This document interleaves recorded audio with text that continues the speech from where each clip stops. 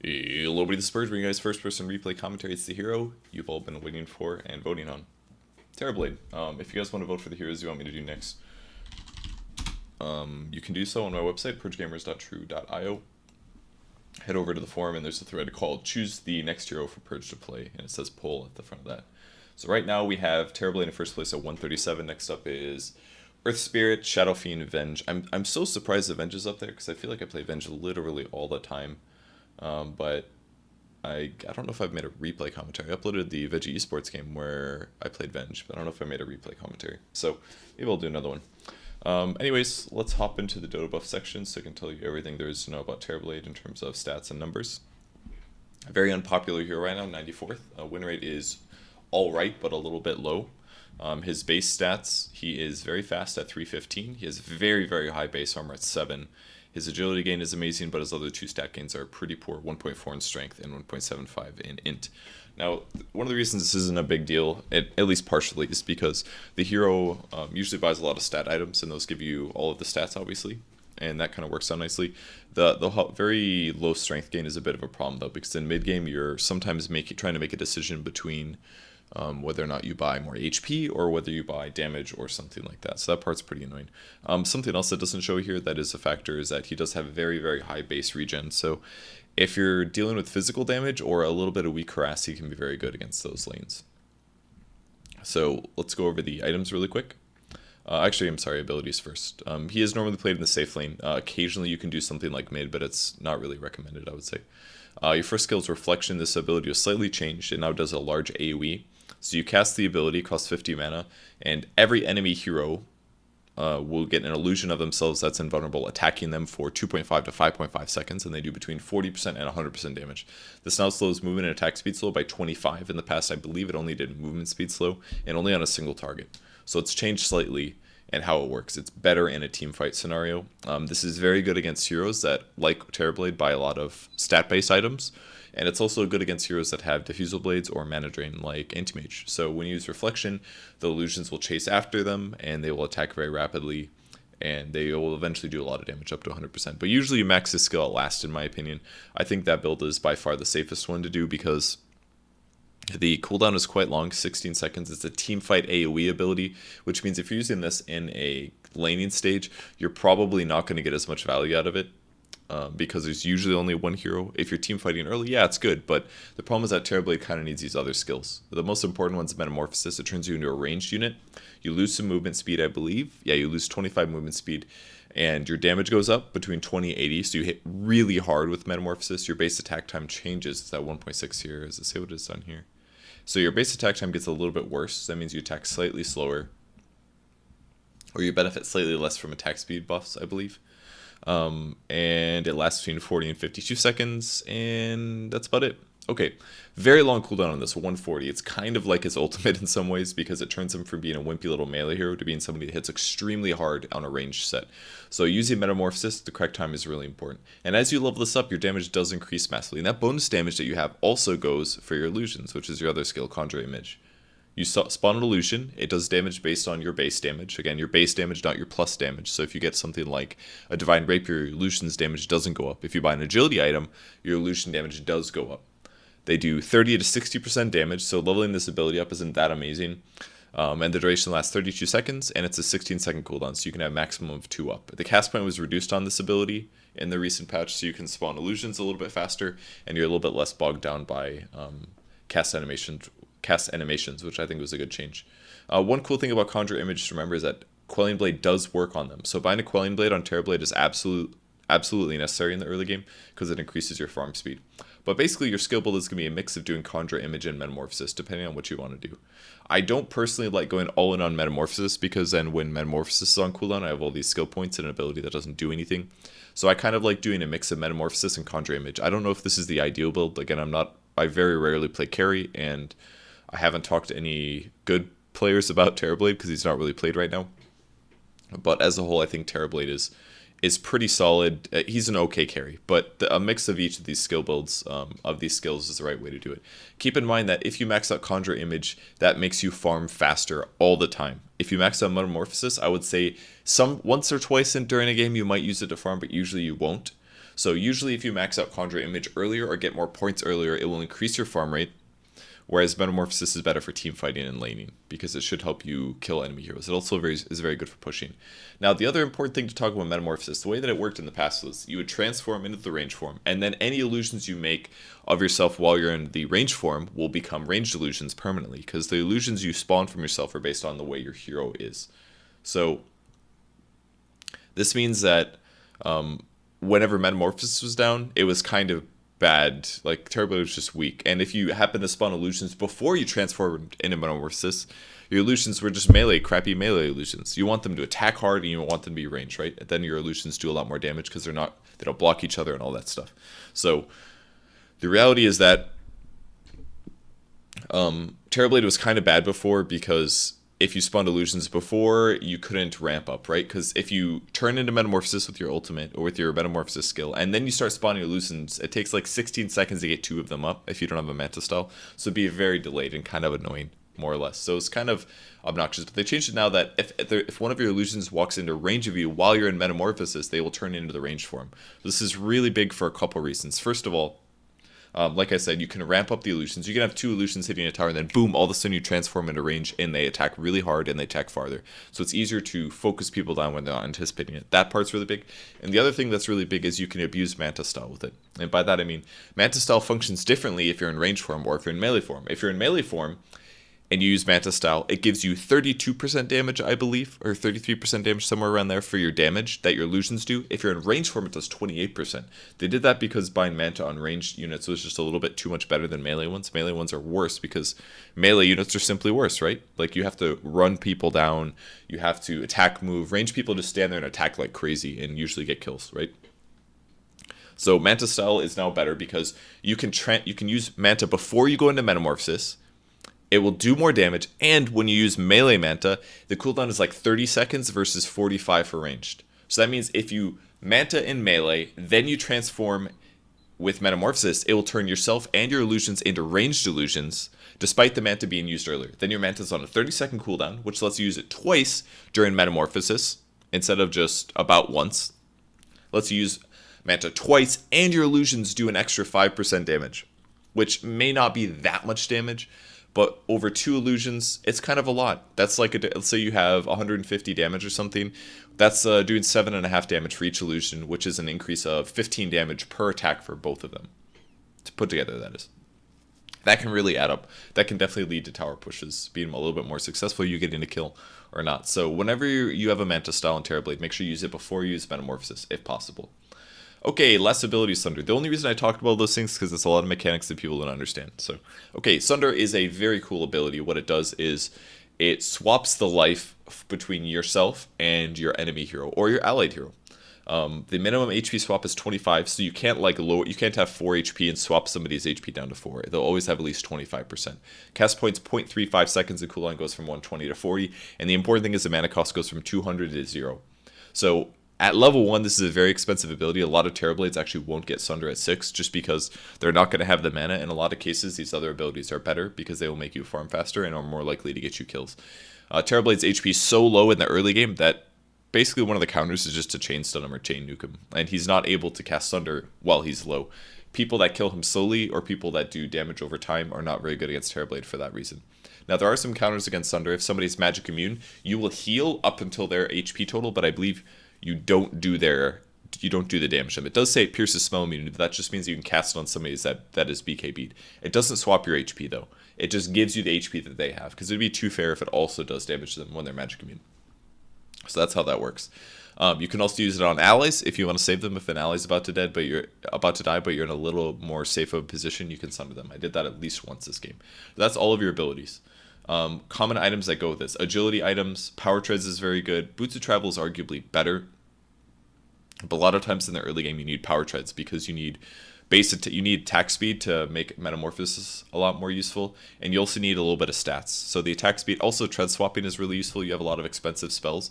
Conjure Image is 80 mana, using Reflection is 50, that one's not too bad. Metamorphosis is 50, but using Sunder is 200 at level 1. So sometimes having treads is really necessary. So you can do this a couple ways. You can leave brown boots, or you can buy power treads and later on when you're super farm buy boots of travel. Going the brown boots into boots of travel build is just really greedy, and in most cases, I just don't recommend it. Like, Terrorblade is a hero that doesn't get very strong past 50 minutes. In fact, he's an early to mid game carry, so if you go for this late game build with boots of travel, it's kind of scary, honestly. But the movement speed is very nice. Like, if you get a lot of mobility on your hero, it's great because you're already very fast at 315. Sanjin Yasha is a pretty good item, but right now I think Manta Cell is just clearly the better item because of the abuse that you can do with Metamorphasis, where you can Manta and then Metamorphasis afterwards. Oh yeah, something else I forgot to mention. Conjure images now are very obviously not your hero. So when you conjure an image, it looks different visually to your opponents than your illusion does. So you don't have that safety anymore. It's obvious to your opponents which ones aren't real. So you keep that in mind. That's one of the small nerfs that they gave to TB to counteract the whole Metamorphosis buff, which I think was a good way to change it. Manta illusions do look like your hero though, so there is still going to be some confusion for your opponents. But Manta is just clearly better now, in my opinion. It doesn't give as much movement speed, but to have multiple illusions is just too nice to have, not to mention you can remove silences and stuff like that. There's rare cases where Sanjin Yasha is the better item, I would say. Eye of Skadi is also an extremely, pretty much given item for Terrorblade, since he is an illusion hero. Again, stat items are what you want. Gives you a ton of survivability, a ton of HP, ton of mana pool, and it gives you a slow, something that Terrorblade's lacking. He doesn't have very good disables. His reflection only does 25% movement speed slow. So getting a Skadi, which increases your HP, which is low, and increases your damage, which is low, increases your damage to your illusions, which is great. Gives you a mana pool so you can sunder easier. And it applies a slow from your main hero. It's just everything that you want on Terrorblades. This is usually your second or third item. Usually you'll buy like Manta into Skadi, or you'll buy Manta into Radiance into Skadi, or something like that. Radiance is a common item for Terrorblade. I wouldn't say it's necessarily a good item. We can see Black here did buy a Radiance in his recent pub game. The reason Radiance is kind of good and kind of bad is because your illusions can do Radiance burn. So it's kind of like Naga Siren. You conjure an image on a 16-second cooldown, you send it off to a lane and you push it with Radiance. And you get those last hits with the Radiance burn and with the illusion last hitting. The problem is that the Radiance itself doesn't increase the damage of the illusions. This plus 65 damage that Radiance gives, that doesn't translate to your illusion damage. It only gives your hero damage. So in some ways, Radiance is bad for that reason. So you kind of don't want to get Radiance, but in some cases it's good. I did buy this game, but that's because I had a challenge for it. So I was like, whatever, I'll buy Radiance because I've got a challenge for it. And it's kind of a good Terrorblade item. But the best thing that it does is allows you to split push. If you have a lot of illusion-based items and you send your illusions off to split push, they can kill waves, but it's definitely faster with the Radiance. So that's in some ways why it's better. If you look at Black's build this game, it looks like he went Sanjin Yasha, probably a drums or a treads, and then he transitioned into a BKB afterwards. And then he kept buying items that make his hero better. Skadi for overall damage and stats. He got Radiance afterwards, the split push, and then he got a Daedalus ultimately to increase his damage by a lot. BKB is definitely a really good item to have on the hero if they have a lot of stuns. You just need a BKB some games. It's just absolutely a necessity some games. Drum of Endurance is pretty good as well. Movement speed, agility, all stats, all that good stuff. Daedalus is also very good because it gives you plus damage, and your illusions allows them to crit. They don't get the plus 81 damage, but they do get the 30% chance to crit for 2.2. So it's a very good way to amplify your damage in the late game. MKB does nothing for your illusions other than let them hit True Sight, as in hit evasive heroes. Yeah, that's it. That's all it does for them. So here's your good against. Your best hero is Anti-Mage, probably because you have high physical damage. If you get low, you can sunder. And because Reflection will spawn an illusion that mana drains or AM. Blah. Can't read TA whilst trying to say other things. Apparently you're good against TA, probably because you do lots of damage sources. TA needs to ideally target one person, and you can summon a lot of illusions, which makes it confusing for TA, and you can remove her refraction with that. And if you get low, you can always sunder her. And your armor is extremely high, so TA kind of does weak damage to you, so that one makes sense. Clockwork, kind of a similar thing. You can spawn an illusion, so it's unlikely that he's going to do damage to your primary hero, and if you do get it low, you can probably sunder. Io, not quite sure about this one, probably because you can just kill Io. Spectre, same thing. She's weak to her own illusions. And from there, it's not really very high. Anything under 2% I don't see as a massive difference. But keep in mind, Viper, Venomancer, you can sunder on these guys. Same with Alchemist. Here's your bad against your heroes that do AoE damage. I actually thought there were going to be more heroes that were good against Terrorblade, because whenever I play him, A lot of illusion heroes I just feel weak against, but Sand King does AoE stuns, he does AoE damage, he can kill your illusions easy. Timbersaw does a ton of pure AoE damage, which wrecks illusions. Zeus does a lot of nuke damage, and from there it's not too bad. So looking at this, I would actually say Terrorblade is not in that bad of a place in terms of hero counters. But the problem is that he just doesn't scale super well late, so making up for that is the important thing. Alright, hero meta statistics. Terrorblade's win rate is pretty good across the board. At the highest percentage, it's at 51%, which is pretty good. It's in an area where he is semi-playable, in my opinion. In the pro scene, it's dangerous because Terrorblade lacks a lot of things. Like, he's not good in a tri-lane. He's not good if he gets pressured. There's a lot of situations where Terrorblade is not very good because without Metamorphasis, he's just a bit of a weak hero. That's pretty much an absolute fact. The only way that he's strong in lane is if your opponent is a physical trader, because TB should be able to trade more advantageously due to being an agility hero that can get poor mans, and because he has really high base armor. I played Terrorblade 18 times in Dota 2, and I have a 50% win rate. So I don't see myself as an expert on this hero. I have about average. So I would not say very special things about my Terrorblade. But that is the Dota buff section. That should be just about all the background information that you guys need to know. Oh, I never pressed the watch replay button. So I'll watch the replay now. Alright, so this game was not very typical. I was in a 1v1 versus an X, which is awful for Terrorblade. It could be worse because at least X does physical damage and Terrorblade has a lot of armor. So in that way, Terrorblade is kind of okay. But the reality is that Terrorblade is not a good hero to lane against Axe. It's just not good. You need some support, and I did not get this game, and I was very frustrated about that. So I've tried before to make some Terrorblade videos, and I just have trouble with it because Terrorblade is just a little bit of he's kind of a hard hero to win with, or I just don't understand the hero extremely well. I played a Chaos Knight game yesterday, which was kind of similar. I had a really good early game in that game, but it just didn't quite work out overall, and I was quite a little frustrated. But I think I kind of understand Chaos Knight a little bit better after playing that game. Maybe I'll make another Chaos Knight game soon. Alright, so as you can see, I have no HP, right? 465 is awful for the early start of the game. My starting item build, I got 2 sets of regen, I got a Stout, and I got a Ring of Protection. Stout's very important because if creeps are hitting you, you're going to take a lot of damage. So having high armor and having a Stout shield means that I'm very survivable against creeps. So if my supports are pulling and I'm tanking creeps under tower, my regen's going to go way farther. It's going to save me at least a couple tangos and overall help me out in the laning stage. Plus, if I'm getting harassed by heroes, you know, damage blocking 16 at a time when everybody's hitting for 60 is quite a lot. I can turn this into a poor man's shield if I want to. I can sell the Stout shield, but we'll see. It kind of depends on the situation, how your regen is going. In a lot of cases, I don't like buying poor man's shield on Terrorblade because I run out of item slots so fast. I feel like you have to get a Ring of Basilius on this hero in the early game, aka a Ring of Aquila, and that's because you need to have some base stats. They help out a lot. Ring of Aquila on agility heroes is amazing damage. It's 15 damage for 1,000 gold. That's amazing. It gives you 4 armor. It gives you 15 damage, like I said. It gives you 3 agility and 3 strength and 3 int, and it gives you like 9 agility. It's a great item. But the other reality is that Terrorblade has the ability to push towers due to having a lot of illusion damage. When nobody's in your lane, you basically cast Metamorphosis and you summon illusions and you push towers. And Basilius helps you do that as well because you're giving armor to your creeps. So for that reason, Ring of Basilius going into Aquila is quite important. You also have a pretty big need of mana in the early game.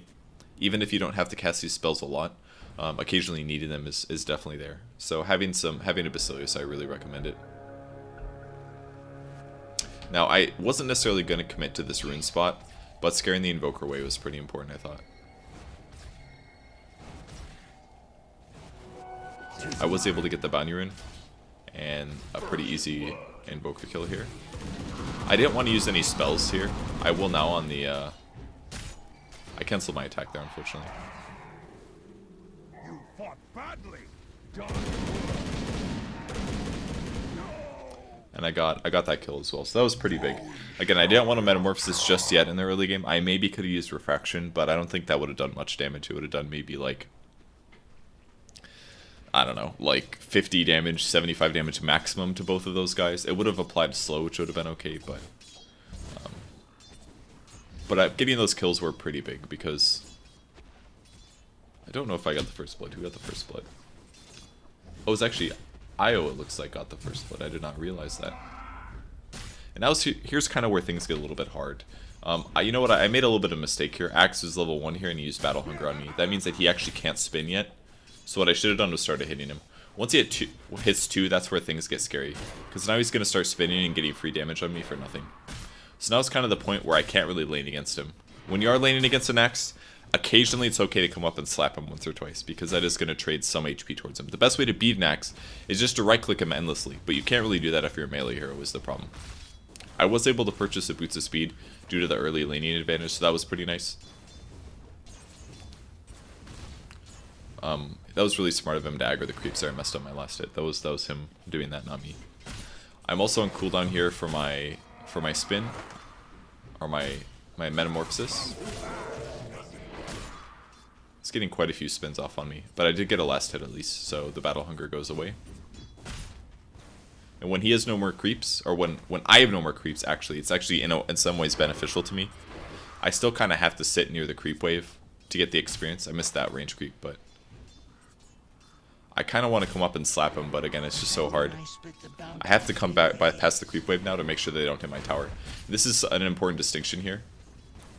A lot of cases, somebody that was scared of Axe would run left because they don't feel comfortable, but the reality is that you need to stand by the creep wave and make sure that he doesn't just cut the creeps and you don't get experience. Because if he cuts the creeps and you don't get experience, then you're completely losing your lane. It's a huge loss. So always stand by your creeps. Even if he is diving the tower, as long as you kill the creep wave fairly fast and you have a stout shield and you keep your HP above like 80%, he shouldn't be able to dive the tower. And now we do have a support in the lane, but the reality is that if I had a support in the lane at the start, then Manta could just constantly be right-clicking the Axe, and there's nothing Axe can do about that. He would get his HP lowered. And if that happens, then it puts you in a much better place. So my last hits overall are very low. Grabbed my Basilius here. I should grab a Quelling Blade. I don't like that I didn't grab a Quelling Blade here. I think I should have.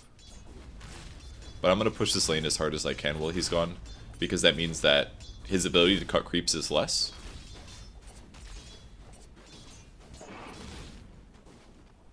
His ability to cut the creeps are less, and it also limits some of his, just limits some of his ability to be aggressive. So there's my Quelling Blade. Should have bought it before. He did land the arrow on the bounty, but obviously we can't kill him, so I don't remember why I was pausing. This game was like 4 or 5 days ago, I think. I think they thought it was shit talk, but it wasn't actually shit talk. I seem to remember they were kind of assholes. But it seemed like it was shit talk because he got arrowed, right? And it was like me that paused, so I was in the lane with him. But I just wanted to make it clear that I wasn't like shit talking him or anything.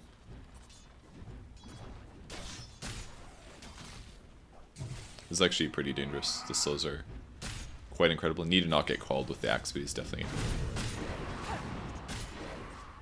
I should have ultied earlier there.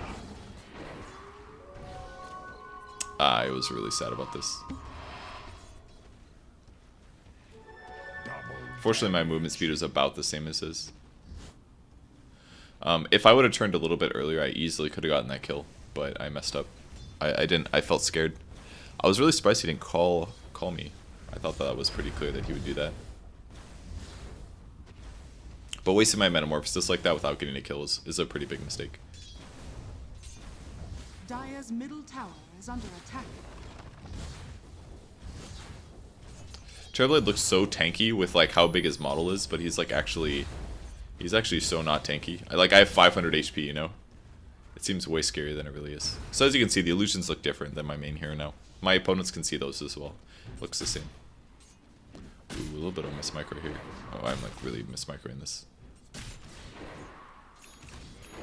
On the bright side, my regen's still pretty high, but I also bought a magic stick here. Magic Stick's pretty important against mana drainers, against Anti-Mage and Invoker. Those guys can drain my mana, which prevents Sunder. So in the early game, or at least before I hit level 11, level 16, you kind of need a Magic Stick to guarantee that not only will you have some burst heal, but you're also going to have some burst mana gain. I also got 3 levels of Metamorphosis. Not quite sure if that was the right move. Maybe I should have gotten more conjure image, but I also should probably turn my Basilius off. It's actually okay to leave the Basilius on for some reason, or for partially, is because It does give armor to the creep wave, so Axe can't push it as fast. I also put an image to the left side because I want to make sure that Axe doesn't run behind me while I'm farming this, because otherwise it puts me in a little bit of a dangerous position. And I also skilled my ultimate at 6, just because I know that if Axe ganks me, I'm going to probably want the ability to swap HP with him, because it could absolutely save me in a fight. So I think this is a rare game where grabbing my ultimate on 6 is pretty good. If you're basically being contested in your lane at all, I think it's absolutely okay to go for your ulti at 6. Otherwise, I'd probably avoid it in most cases. If you're a free farm, you don't need it. You'd be better off getting more levels in Conjure Image. And again, I will always run near the creep wave if needed. I forgot that I bought the wrong component. So there we go. I get a power treads. I'm sitting at about 3 HP regen per second without any regen items. One of the really nice things that Terrorblade gets. But he kind of needs that, right? Like, he can't lane against a lot of heroes. He can lane against anybody if he always had Metamorphasis up. But without Metamorphasis, it's kind of hard. Okay, and this is one way that you can jungle a little bit with the hero. You can have your illusion tank a little bit of damage and then go back to tanking it with your hero.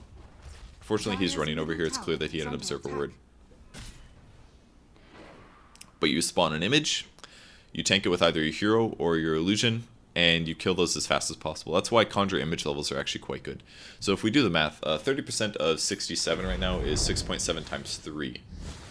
What is that exactly? It's basically 21 damage. So for every new point I put into conjure image, my illusions do an extra 7 damage, which is pretty significant actually. Especially with Metamorphosis on, it's even higher because I'm hitting for 127, right?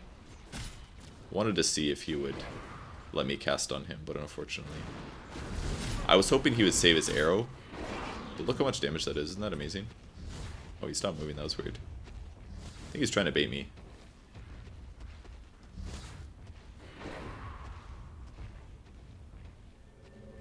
I definitely shouldn't have chased that far.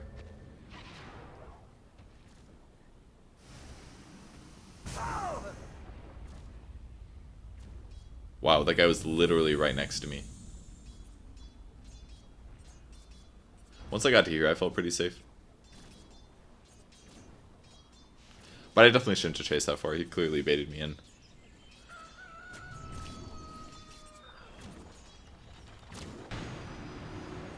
A little mana leak from the Coddle. I'm happy to take the stun to run. Don't want that guy right-clicking me. And now I just have to dodge stun strikes and get back to base. I should definitely put the scope point into Conjure Image here. By the way, you might be wondering why I used Metamorphosis to farm. I didn't use it very efficiently. I basically farmed a medium camp that was only half there. What I probably should have done, what would have been more efficient, is if I send Conjure Images into the jungle to stack maybe. I shouldn't do this against an axe, but send Conjure Images into the jungle, stack the camps a little bit, and then later use Metamorphosis to jungle. Then I can definitely kill, right? Because my damage is going to be amped up by, what, 60? That puts me at 130. That means every Conjure Image I spawn is doing like 50 damage about, which is a little bit lower than a regular auto attack. So I think what I would do in the future, if I was just full AFK, if I was full AFK this game, aka I was not pressured at all, I would lane, I would go equal levels of Conjure Image and Metamorphosis. I might even skip a level of Reflection because it would limit my farming. I would definitely skip a point in Sunder. I would stack jungle camps with Conjure Image. So every 80 mana or so, I can send one into the jungle, go stack a camp, and then come back when it's a 3 stack. I would use Metamorphosis with Conjure Image to do those stacks and super farm that way. But the problem is that I was contested in lane, so it's not as possible that you can do that. But if I was free farming, I would do it that way.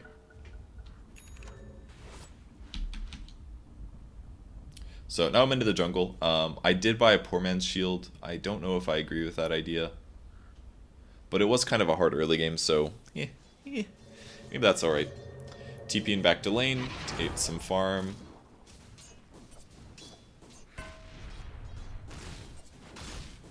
Is this the game we were playing with Tom? Oh, it was. Okay. I forgot Tom was in this game. He was playing offlane gyro and he was lagging really bad the whole time. He had like 400 ping or something. He was playing offlane gyro. Tower is under attack.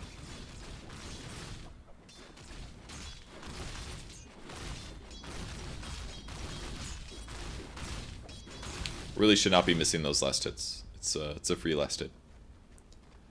Got a little bit of an axe over here. Tower is under attack. He does have a blink dagger.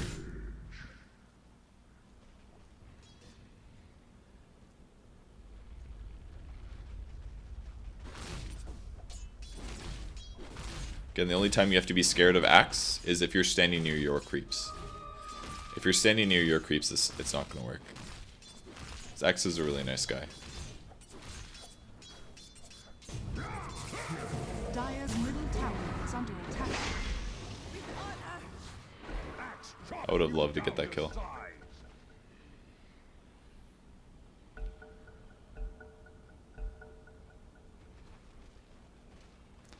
Great guy over here.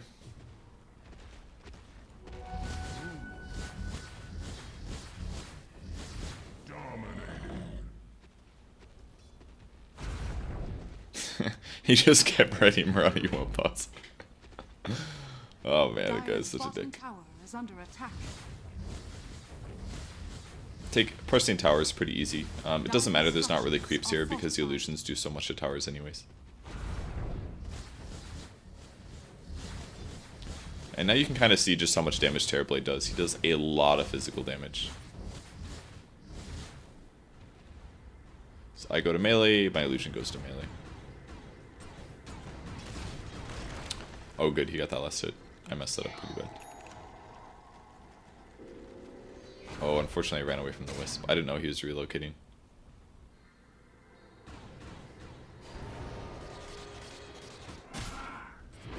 TP was cancelled.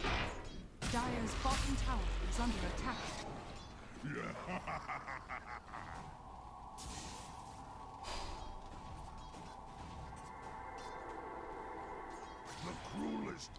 Luckily he got the kill.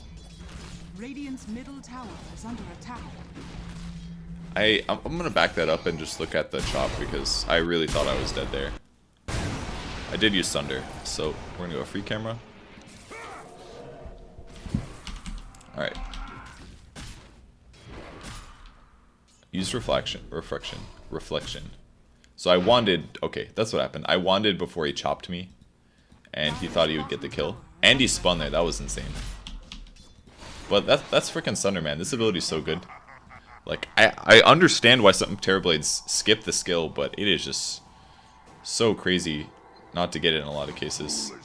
Because I easily would have died there. Easily would have died if I didn't have Sunder. Sunder is so good. And a magic wand, same thing. You just wand before he chops you, and boom, you live. Radiant's middle tower is under attack. I think what would have been the better move for him, maybe. I guess he does have to chop me as fast as possible, because if he doesn't, then I Sunder, and then he dies. So, but he did miss his chop, you know. You can't miss your chop, though, when you're playing Axe. But I like this skill build a lot. I think this is a skill build that's pretty much ideal. Getting a mix of Metamorphasis and Conjure Image, you want to amp your damage as much as possible. My illusions hit for 44 damage right now on average. Like, that's actually really good damage. I can't stand there because I'm worried about the Axe coming, and then I ran to the right to anticipate this. Use my slow on him. Where was it about me? Ooh, that was really close. As soon as his call worked, I was pretty set.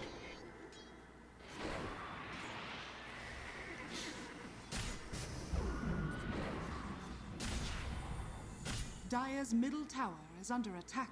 So if you're worried about getting dived, standing down here is the best. Dire's middle tower Always remember that. The safe place is not running left. Running left is actually really dangerous because the period between here and here on the map is no man's land. Anybody can kill you there. If you're standing behind the tower, they have to dive past the tower, and the tower is going to be there to attack. And your allies can TP. If you run into no man's land to the left, it's not safe in a lot of cases. The only time you run left, usually, is if you know that they don't have vision of you, and you think that they're not going to be over there. But in a lot of cases, they will be.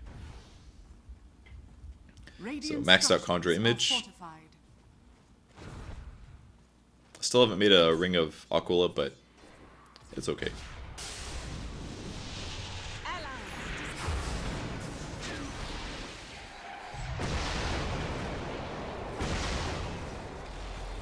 Was able to get the Sunder off on the Bounty Hunter.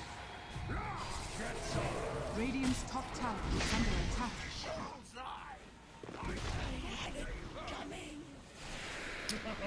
I think I don't know who gave me the Arcane Boots. It's actually a Gyrocopter. That was pretty big though.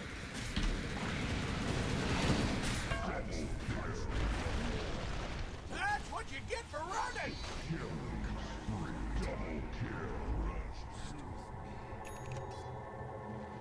Pretty fun fight though. It was a nice Berserker's Call by Axe. I just got a little jumbled. I went to lead him off and I probably should have followed. Whoever's in the lead should probably follow through the juke spot and the second person should go around. So I think I did that slightly wrong. If I went through the juke spot, the Axe may not have. I guess I was probably tracked though. Oh yeah, and I forgot about this. If you die, when you respawn, your Metamorphasis is still up. So before, when you'd get Aegis on Terrorblade, it just wasn't good to have, because as soon as you die, you lose your transformation, which is like a big part about playing the hero. So that part's another cool feature of life for Terrorblade. So I opted for an early drum, and that's because we're fighting a lot in the early game. I don't think anybody else has one. Gyrocopter is actually building one, but drum is just really good for early game Terrorblade. I can attack rapidly, I can make my illusions run faster. This is pretty dangerous.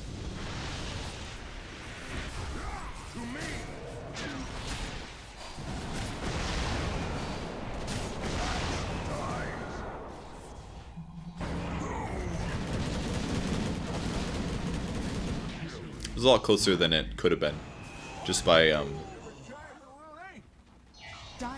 having the drum. It made a big difference. It kind of allowed my team to just win that fight there.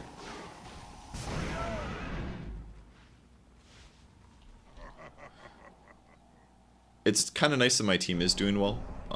I wouldn't necessarily say that we're just winning this game. I wouldn't say that we're winning this game because of me. I think I did pretty well in the laning stage though, and now I'm getting focused a lot, which is fine. If you get like, if you make them use all their spells to try to kill you and your team is there the whole time, then you're fine, right? If you're by yourself, then it sucks.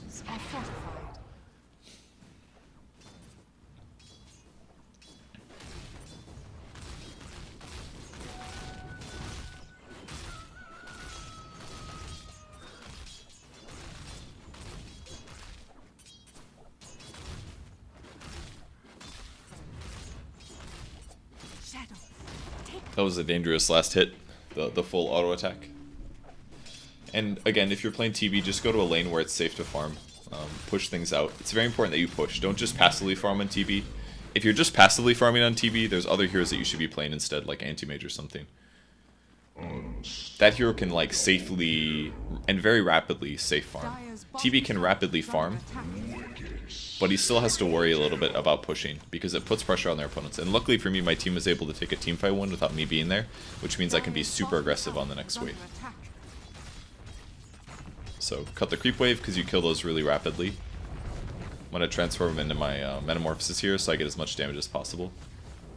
And then I'm just going to do as much as I can to this tower. Even using a drum charge here. I think it's pretty worth it to commit to the tower. I didn't get the last hit, unfortunately, but just taking a tier 2 tower at this stage in the game is really good. Dire's top tower is under attack. Dire's top tower has fallen. They were all coming for this. This is greedy of me to farm this. I did get the illusion spell off, and I also hit a level 11 here. That was good.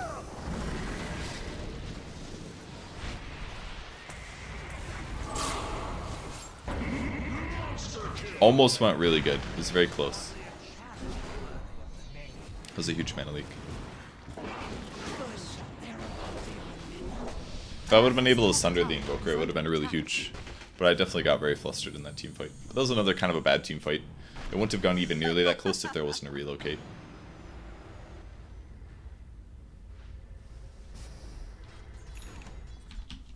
My net worth is still quite low, but at least I'm taking the heat.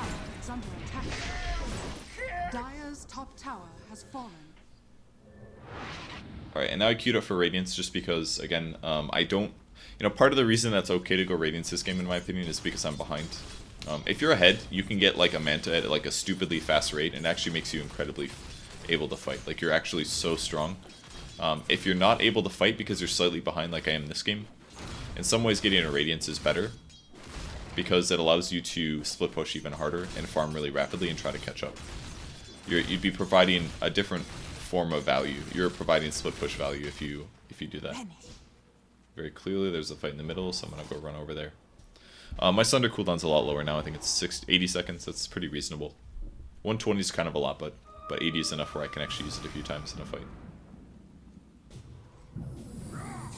Radiant's top tower is under attack. Look at that AoE, it's so big. Death cuts both ways.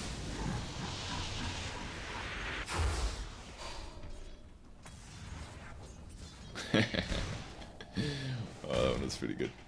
It's always funny, man. Shit talkers, they're so funny. I'm not talking about Wolfman, I'm talking about that Axe, man. He was so mean in the laning stage.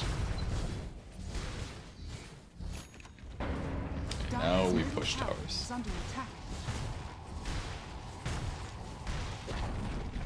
Dire's middle tower has fallen. So at this stage, a lot of Terrorblades will actually,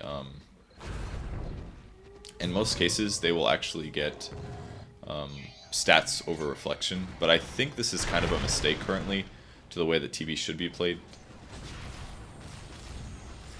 The hero is obviously in need of stats and HP and things like that, but I just don't think that you can justify passing up reflection now. It's such a good teamfight ability.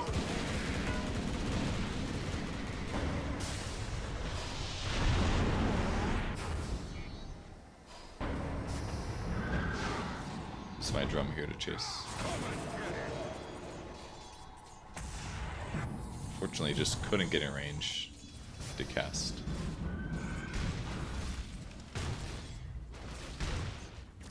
Kind of weird fights, just kind of running at each other. I don't know why their Invoker's so underfarmed. See what Midas. No, he's going to dumb build. Alright, so bought Relic now. Again, had to make Radiance by like 30 minutes for the challenge, and in some ways it's good just to chase people down. It's kind of good versus Bounty as well. At least he's taking damage if I'm standing near him. Selling the Calling Blade does kind of lower my overall speed.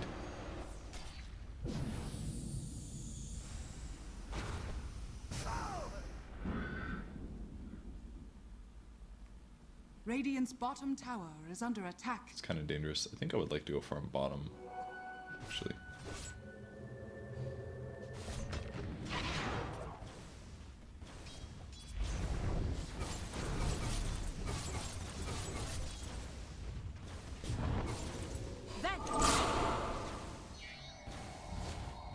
Messed up the deny, unfortunately. That was a pretty optimistic TP originally. Like, I can't actually beat an anti-mage without just a little bit of mana. I need to be able to have Sunder available. Is the best way.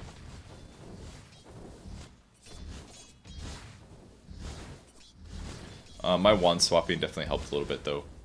If you're wondering how I do it, I switch to agility treads, I use my wand, and then I go back to strength, and that gives you more HP.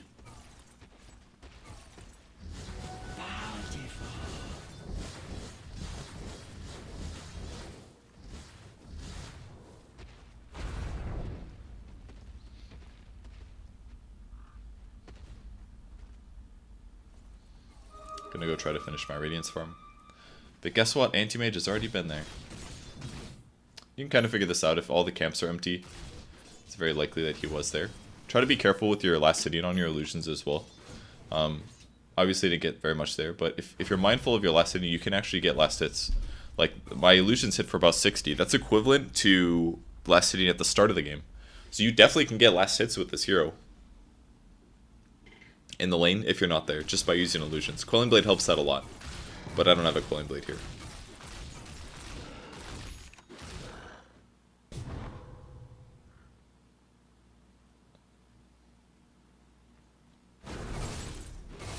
It does mana drain him, by the way.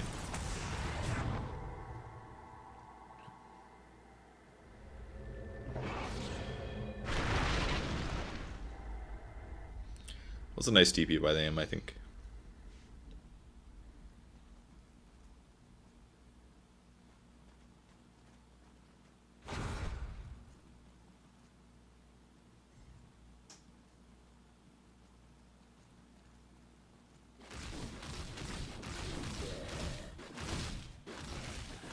I just can't not max that skill out. Honestly, it's so strong.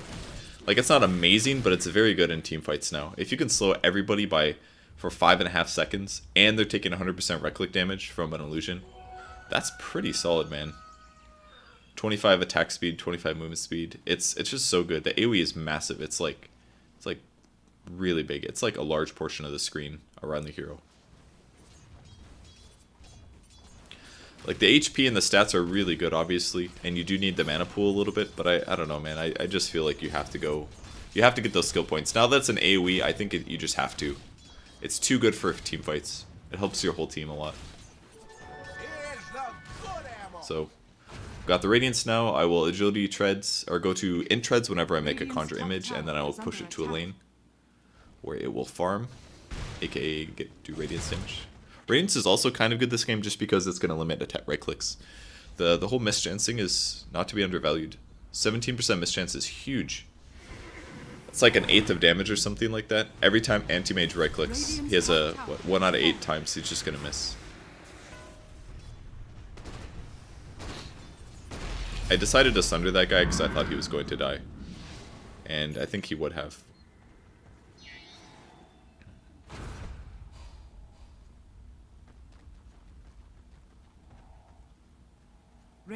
Only downside of this is now I have to go heal. I was hoping for like a regen or something, but... Structures are fortified.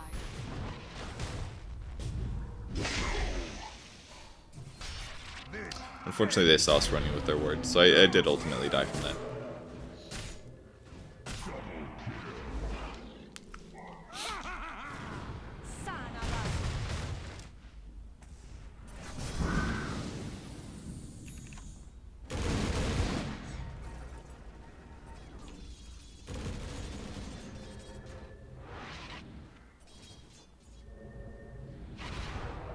Alright.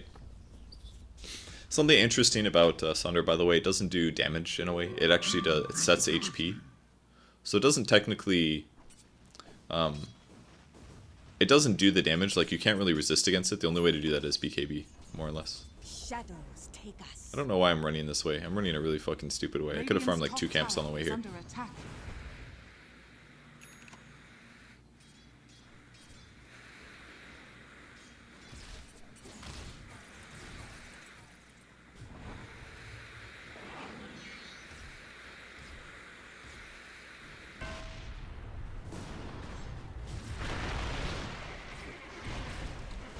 That arrow actually didn't hit him. Isn't that crazy? So close.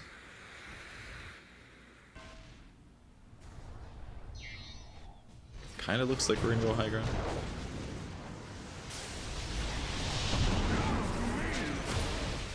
Send the illusion in.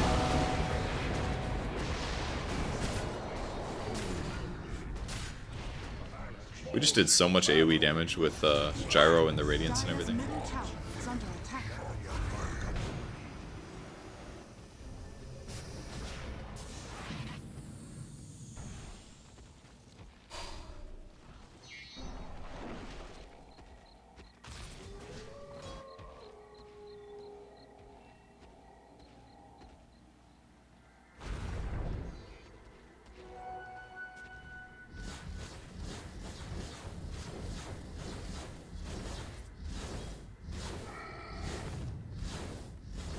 Yasha's up next, Manta afterwards. I think if I had absolute free farm, I would go Manta first. I still wouldn't make Radiance first. It's still kind of dangerous. But getting Radiance first after Drum is kind of reasonable. It like allows me to be a bit more survivable in the early game and to contribute more. I still felt like I've contributed a lot despite the kind of janky item build.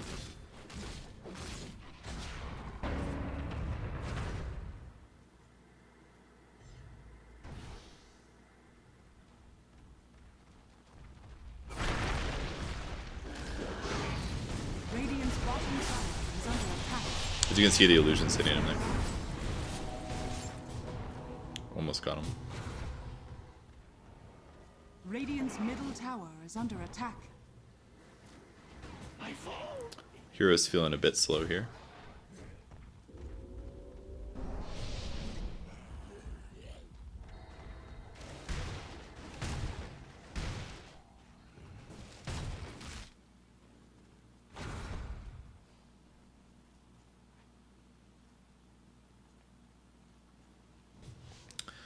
Okay. Yasha still... I think I'm not farming very efficiently. Watching it now, I really did not farm efficiently. I could be getting a lot more camps while also doing all this stuff. walking a wave around like this is pretty important. If your illusion isn't quite tanky enough to fight just yet, you just have to stand it there until you get the Radiance damage.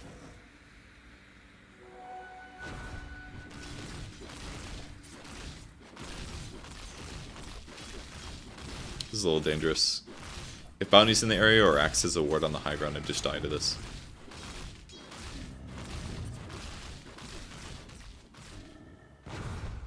I'm not sure how Gyro just died. Maybe Blade Mail or something.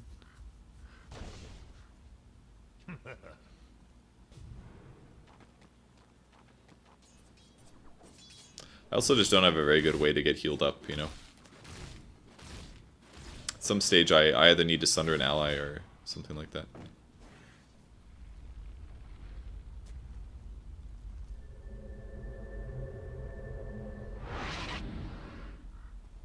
So, sell my Ring of Basilius, get Yasha. Overall mobility goes up. And Manta afterwards, and then from there into Skadi would be the build. Definitely. Again, you don't have to get Radiance. It's kind of situational. It's slightly bad, I would say, but it is a build that you can do. The split push aspect of it is pretty solid, and the mischance against Invoker is really good. I don't think I farm very efficiently this game, though. For sure. I'm not farming very well. I should be going basically jungle camp to jungle camp with Radiance, farming rapidly.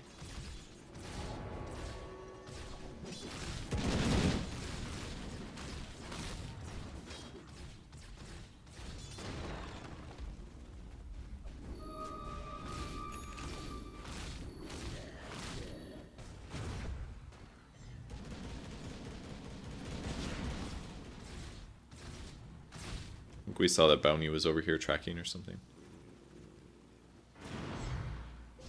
Well gotten gains.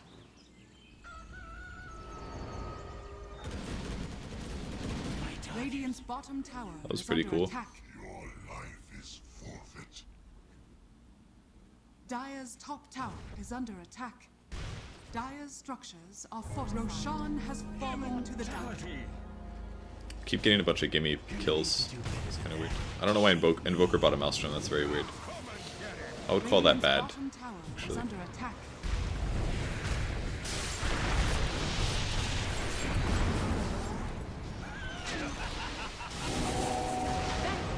Radiant's middle tower is under attack. That was not a good BKB. These BKBs, man.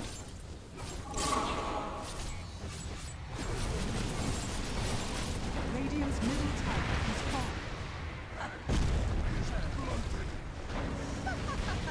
Dire's top tower is under attack. Dire's top tower has fallen. I have an illusion not doing anything.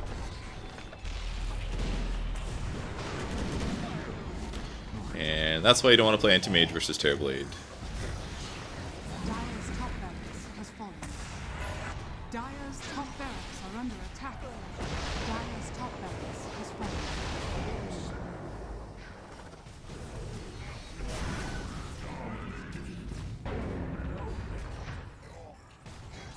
So my ability to run at them is very good. I would say in a game like this where they're really weak disables, the Radiance is actually very good. If I think that's what the only reason that the Radiance works so well. They just didn't have a good way to stop to mitigate our damage or us running at them. And if they can't stop that, then a Radiance is really solid. Radiance is countered if you just kill the guy, right? Because your HP isn't high, because you bought a Radiance instead of a tanky item. But this game, they didn't have very good disables. It was basically just like Axe Call, and that was about it. Dire's bottom tower So because of that limitation that they had, Radiance actually was very good this game, I feel. I just run the illusions at them, they can't deal with them very well individually, and they take a lot of damage from the item. More so than it would have been a lot easier for them to deal with a bunch of illusions because they had Coddle, but just dealing with one illusion at a time, they weren't very strong at.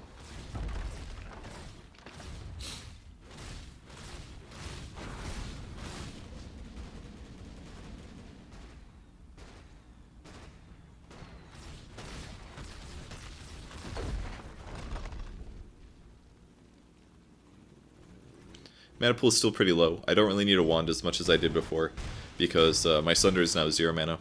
So I'll pick up an Ultimate Orb, which is going to transition, of course, into the Skadi, and then we are all set to end the game basically. So as you can see, Manta, 30-second cooldown. They do more damage.